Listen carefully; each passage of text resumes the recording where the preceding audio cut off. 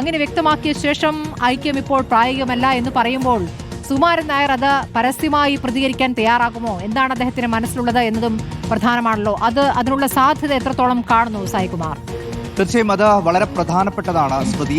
G Sukumaran Nair അങ്ങനെ എല്ലാ തവണയും വന്ന് പരസ്യമായി പ്രതികരിക്കാറില്ല. അദ്ദേഹം പറയേണ്ട കാര്യങ്ങൾ കൃത്യമായി വന്ന് അദ്ദേഹം പറയാൻ ഉദ്ദേശിക്കുന്ന കാര്യങ്ങൾ മാത്രം പറയാറാണ്. പക്ഷേ ഈ ഒരു ഐക്യ നീക്ക സമയത്ത് എല്ലാവരെയും അത്ഭുതപ്പെടുത്തുന്ന രീതിയിലായിരുന്നു അദ്ദേഹത്തിന്റെ പ്രതികരണങ്ങൾ. വെള്ളാപ്പള്ളി നടേശനും അദ്ദേഹവും ഏതാണ്ട് ഒരേ സമയത്ത് തന്നെ വന്ന് പ്രതികരണം നടത്തുന്നു. അതോടൊപ്പം തന്നെ വെള്ളാപ്പള്ളി നടേശനെതിരായിട്ടുള്ള വിമർശനങ്ങളെ അത് കോൺഗ്രസ് നേതാക്കളുടെ അടക്കം ഭാഗത്ത് നിന്ന് മുഖ്യമന്ത്രി അദ്ദേഹത്തെ കാറിൽ കയറ്റിയതുമായി ബന്ധപ്പെട്ട് ഉയരുന്ന വിമർശനങ്ങളെയൊക്കെ പൂർണ്ണമായും തള്ളിക്കളയുകയും വെള്ളാപ്പള്ളിക്ക് പരിപൂർണ പിന്തുണ നൽകുകയും ചെയ്യുന്ന ജി സുകുമാരൻ നായരെയാണ് ദിവസങ്ങൾക്ക് മുൻപ് നമ്മൾ കണ്ടത്. അത് അദ്ദേഹത്തിന്റെ ഭാഗത്ത് നിന്ന് വരുന്ന വർഗീയ പരാമർശങ്ങളെ പോലും അത് പ്രായമുള്ള ഒരു മനുഷ്യന്റെ ഭാഗത്ത് നിന്ന് വരുന്ന വാക്കുകളായി കണ്ടാൽ മതി എന്ന് പറഞ്ഞ് ലഘൂകരിക്കുന്ന ഒരു ഉറ്റ ചങ്ങാതിയായി മാറിയെന്ന് നമുക്ക് കരുതാവുന്ന രീതിയിലായിരുന്നു ജി സുകുമാരൻ നായരുടെ പ്രതികരണം വന്നത്. അതുകൊണ്ട് തന്നെയാണ് ഇവർ തമ്മിൽ നേരത്തെ ഒരു ആശയവിനിമയം നടന്നിട്ടുണ്ട് എന്നും അങ്ങനെയാണ് വെള്ളാപ്പള്ളി നടേശൻ ഈ ഒരു ഐക്യ തീരുമാനം അല്ലെങ്കിൽ ഈ ഒരു ഐക്യ നീക്കം പ്രഖ്യാപിക്കുകയും ചെയ്യുന്നത് എന്നൊക്കെയാണ് നമ്മൾ വിലയിരുത്തിയിരുന്നത്. പക്ഷേ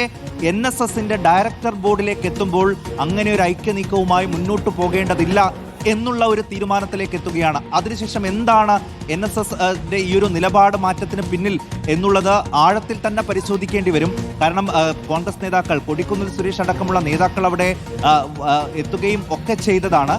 അതിനുശേഷം എന്താണ് യഥാർത്ഥത്തിൽ സംഭവിച്ചത് എന്നുള്ളത് വളരെ വളരെ പ്രധാനപ്പെട്ടതാണ്. രാഷ്ട്രീയ നേതാക്കളൊക്കെ അങ്ങനെ എല്ലാ നേതാക്കൾക്കും ഇഷ്ടം പോലെ ചെന്ന് കാണാൻ കഴിയുന്ന ഇടമല്ല പെരുന്ന. നേരത്തെ തന്നെ അനുമതി വാങ്ങുകയും അദ്ദേഹം അനുവദിച്ചാൽ മാത്രം കൂടിക്കാഴ്ച നടത്താൻ കഴിയുകയും ചെയ്യുന്നൊരു സാഹചര്യമാണ്.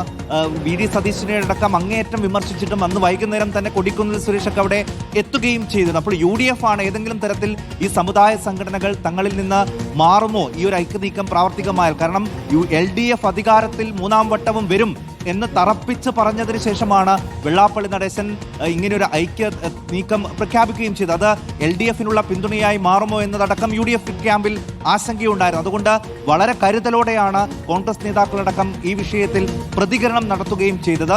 പക്ഷേ ജി സുകുമാരൻ നായരും അങ്ങനെ പരസ്യമായി പറഞ്ഞില്ല എങ്കിൽ പോലും അദ്ദേഹത്തിന്റെ വാക്കുകളിലും ഉണ്ടായിരുന്നത് തെരഞ്ഞെടുപ്പിന്റെ ട്രെൻഡ് മാറാൻ 24 മണിക്കൂർ മതിയല്ലോ എന്നതടക്കമുള്ള സ്വരവും ജി സുകുമാരൻ നായരുടെ ഭാഗത്ത് നിന്നുണ്ടായിരുന്നു. അങ്ങനെ ഏകദേശം ഒരേ രീതിയിൽ ഈ നേതാക്കളുടെ പ്രതികരണം വരുമ്പോൾ ഈ ഒരു ഐക്യം തിരഞ്ഞെടുപ്പിന് മുൻപ് പ്രാവർത്തികമാകും.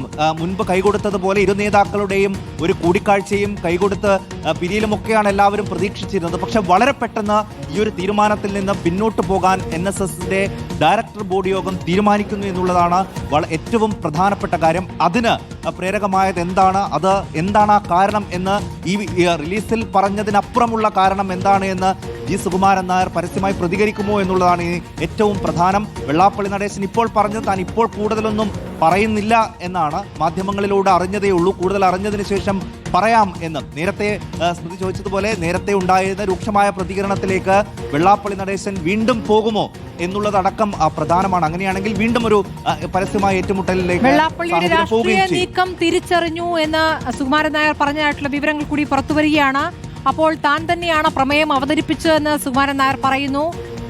വെള്ളാപ്പള്ളിയുടെ പോക്ക് ശരിയല്ല എന്ന ബോധ്യം വന്നതിന്റെ അടിസ്ഥാനത്തിൽ താൻ തന്നെ എടുത്ത തീരുമാനമെന്ന് സുകുമാരൻ നായർ ഇപ്പോൾ വിശദീകരിക്കുകയാണ്. അപ്പോൾ സുകുമാരൻ നായരെ തള്ളി ഡയറക്ടർ ബോർഡ് എന്നതിനപ്പുറം തന്റെ തന്നെ തീരുമാനമാണ് എന്ന് അദ്ദേഹം അത് ഒന്നുകൂടി വ്യക്തമാക്കുന്ന പ്രതികരണം വരികയാണ്. അപ്പോൾ വെള്ളാപ്പള്ളിയുടെ നീക്കത്തിലെ രാഷ്ട്രീയം വൈകി തിരിച്ചറിഞ്ഞു സുകുമാരൻ നായർ എന്നാണോ മനസ്സിലാക്കേണ്ടത് റോഷിപാൽ?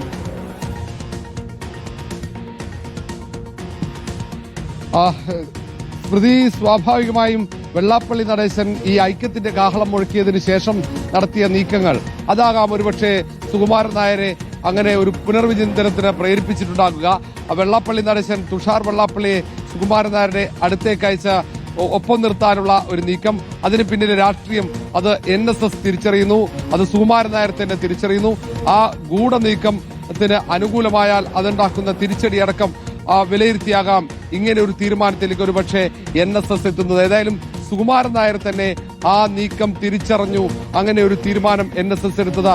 സുകുമാരൻ നായർ NSS തിരുത്തിയതല്ല, NSSന്റെ നിലപാട്, നേരത്തെ സുകുമാരൻ നായർ എടുത്ത നിലപാട് അത് സുകുമാരൻ നായർ തന്നെ തിരുത്തിയതാണ്. വളരെ പ്രധാനപ്പെട്ട ഒരു പ്രതികരണം കൂടി അദ്ദേഹം നടത്തുന്നുണ്ട്. തുഷാർ വെള്ളാപ്പള്ളി പെരുന്നയിലേക്ക് വരേണ്ട, NSSന്റെ തീരുമാനമാണ്, പെരുന്നയിലേക്ക് വരേണ്ട, ആ വാതിൽ അടയ്ക്കുകയാണ് എന്ന് പറയുമ്പോൾ ഐക്യമല്ല എന്ന തീരുമാനമല്ല, ഒരു തരത്തിലും ഇങ്ങോട്ട് വരേണ്ട എന്ന് പറയുമ്പോൾ കുറച്ചുകൂടി കടുപ്പിക്കുന്നുണ്ട്.